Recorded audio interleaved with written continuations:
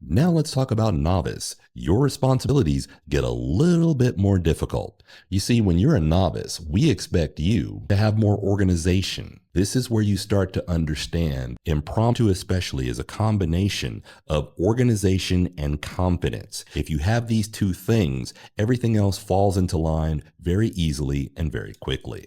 Here at the novice level, and when I'm coaching people in limited prep, the novice step is when I want them to focus on the expository nature of speaking. In other words, I want them to teach or show something. The quickest and easiest way to organize that is to either talk about the past, present, and future of something. Very easy to do because every article you read gives a history, then talks about what's happening now, then talks about what may or may not happen in the future.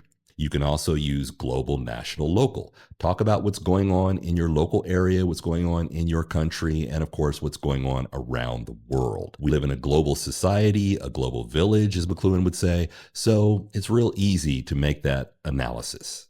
Third is problem, solution, benefits. Where a lot of people make the mistake here is they'll talk about the problem, the solution, and then they'll talk about how the solution solves the problem. That's not how you do it. First, you talk about the problem. Then you talk about your chosen solution and why that's a good solution. And then the way you demonstrate it's a good solution is talk about the benefits, not how it solves the problem, but the extra icing on the cake you get when you solve the problem using the solution that you have suggested in your speech.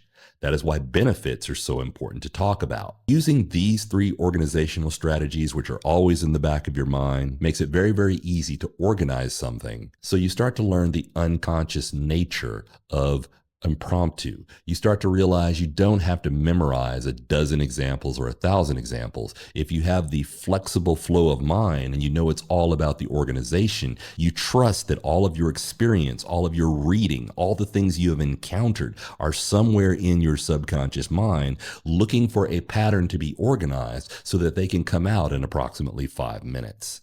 That's the thought process you need to be working on and developing as a novice.